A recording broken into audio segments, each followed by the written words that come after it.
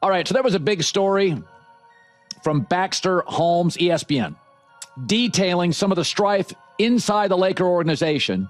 Jeanie Buss, who I've always liked, some felt a little disrespected by LeBron James. LeBron didn't take, responsibility for the Westbrook move. I talked about that over and over and over. LeBron wanted that move. It was a disaster. Now Westbrook and LeBron don't get along, whatever.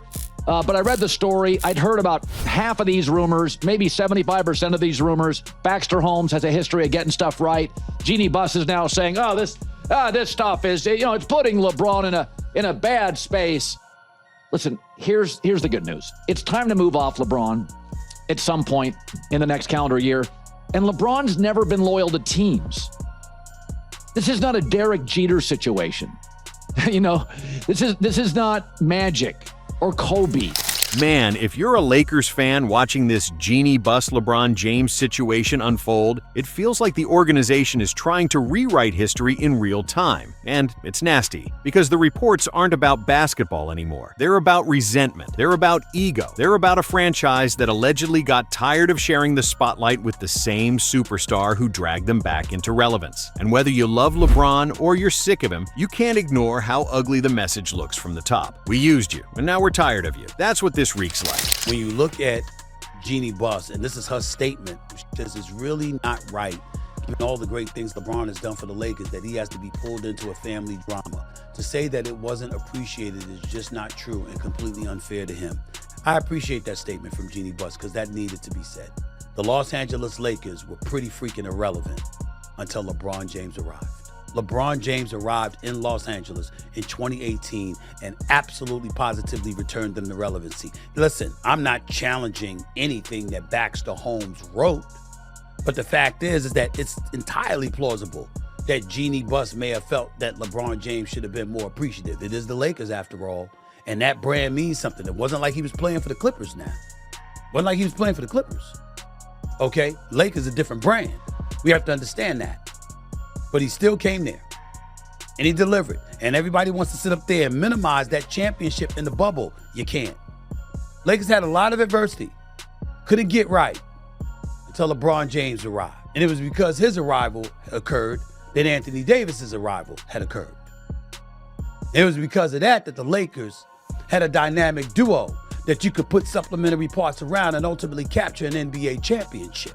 Yeah. There should have been some gratitude maybe that was shown because the Lakers drafted Bronny James. Sure, you can nitpick about that stuff like that, but LeBron kind of deserved it. His years of service, covering the NBA, no doubt about that. So let's be fair to the brother. Be fair and give credit where credit is due. ESPN's report, and the reactions swirling around it, paints a picture of Jeanie Buss privately being frustrated with LeBron's outsized ego, the power he and Clutch supposedly had, his lack of accountability after the Russell Westbrook disaster, and even this petty-sounding idea that LeBron didn't show enough gratitude after the Lakers drafted Bronny. And Jeanie publicly denies the ungrateful angle, saying it's unfair to pull LeBron into family drama. Fine, but the damage is already done, because once Lakers owner resents LeBron is in the air, every weird rotation choice, every cold quote, every trade rumor starts looking like a coordinated effort to push him out the door. The reason LeBron James considered himself a savior for a floundering franchise was simply because he was a savior for a floundering franchise. It's not complicated. It's not weird. It's not hard to fucking parse. The reason LeBron considered the Lakers a floundering franchise is because before he got there, they were a floundering franchise. And the reason he considered himself a savior was because within 2 years of getting there, they won the championship. Here's the part that makes me roll my eyes so hard I see next season's schedule. Jeanie Buss and the Lakers knew what they signed up for. That's not me defending LeBron. That's just reality. LeBron has been LeBron for 2 decades. He's the most powerful player brand in the sport. He shapes narratives. He influences roster decisions whether he officially does or not. He comes with clutch gravity. Everybody knows it. So if the Lakers are now acting shocked that LeBron operates like LeBron, that's either incompetence or fake outrage. To come back and say like this isn't true, there are way too many little things in this that make me think, well, it's got to be a little true. Yeah, I'm not really comfortable with the undertone and everything that's kind of being said. I'm reading between the lines, and it's, like I said, it's making me really uncomfortable. To speak on a guy's, ego as a professional athlete. I mean, if his ego bothers you, that means you're egotistical as well. So that kind of contradicts itself. As far as him being the savior, he was the savior of the Lakers. Nobody wanted to go to the Lakers before LeBron got there. And if y'all don't remember, I do. I'm old enough to remember. I was actually in the league. The Clippers were running LA at that time. So to comment on your comment, yeah, LeBron was the savior. He made the Lakers cool again. He made people want to come play for the Lakers. And so that's what we're good with. And there's no knock to the Laker organization. Obviously, you have a prestigious history, but we're also in a time where it's about what you've done lately. And as of lately, he's been your savior. So put some respect on it. And as far as all the other stuff, as far as her dragging them in, you dragged them into this. Like, I don't like Chandler said, I don't like the backtracking. If you said it, stand on it. You know what I mean? You did a sit-down interview. These are all quotes. So to now come back and say, this wasn't what I meant and I didn't mean to drag him in, you absolutely did. And you just now are regretful for it because, you're feeling the backlash, you're feeling the heat. It's very juicy. So of course you would come out and say you didn't mean it that way. We don't believe it. Can I put a theory out there that the timing of it perhaps, which seems very weird to do this in January and not perhaps June, is that they want him to ask to be traded? Like, is there anything? I'm pretty sure they do. And let's talk about the Westbrook trade, because this is where the story gets loud. The report says Buss was frustrated at LeBron's lack of accountability after the move failed. Okay, and you're the Lakers. You are not supposed to be a franchise that gets bullied into a deal you don't believe in. If you want to blame LeBron for Westbrook, cool, he wanted it. But at some point, the adults in the building are supposed to say no. That's literally the job. If you're Jeanie Buss and Rob Pelinka and you sign off on that catastrophe, you can't turn around later and act like LeBron held you hostage. Called her, we were talking. And she said something that I missed on her show. And she said, McKay. Yeah. She said, Rich, great power comes with great responsibility. And she's right. Uncle Ben, Spider-Man, right? Always a good quote. She's right. And for this situation, look, there's an article written every day. Who gives a shit? I don't, right? And you don't know what's true, what's not true, but where there's smoke, there's fire, right? But what I will say is, I seen some of the stuff that came out about it, and obviously, they talked about different scenarios in terms of the power that we may have and whatever. Here's all I know. All I know is this. There's an appreciation for guys like Michael Irvin. There should be. Now here's where this story gets straight up cold. The report floating that Jeanie privately mused about not extending LeBron in 2022 and even trading him to the Clippers. That's not basketball talk. That's personal energy. Because trading LeBron isn't just moving a player. It's basically telling the world, we're done with you and we want you embarrassed on the way out. The Clippers? The in-town rival that lives to be validated? That would have been a spite move dressed up as a basketball decision. So we need to go get Russ. I'm sure he had to approve it. I'm sure maybe he did mention it, maybe he didn't. Lack of accountability over it. Ultimately, teams have to make decisions and have to make moves. I think for me personally, I would have loved to see more people come out and say, yo, it just didn't work.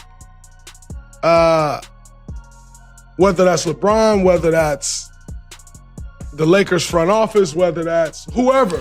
And the Bronny part? That's where it starts sounding petty. Because if the reporting is accurate, the idea that Jeanie felt LeBron should have been more grateful for drafting his son is just wild. First off, the Lakers didn't draft Bronny out of charity. They drafted him because it served multiple purposes: marketing, storylines, future leverage, and yes, because they believed there was some developmental upside. But nobody in the NBA is doing favors at that level without a benefit attached. So if the expectation was LeBron better kiss the ring because we drafted Bronny, that's gross. That's like saying, we did your family a favor, now behave. And again, Jeanie denies that angle publicly. But I'm telling you how the optics land with fans. It looks like the organization wanted the PR win of father-son Lakers moment and then got mad that LeBron didn't publicly grovel enough. That's what the narrative becomes, fair or not. And that narrative makes the franchise look small. The Lakers are supposed to be bigger than feelings, bigger than petty scoreboard politics, bigger than gratitude. You're the Lakers. Act like it. LeBron is not an innocent baby in this story.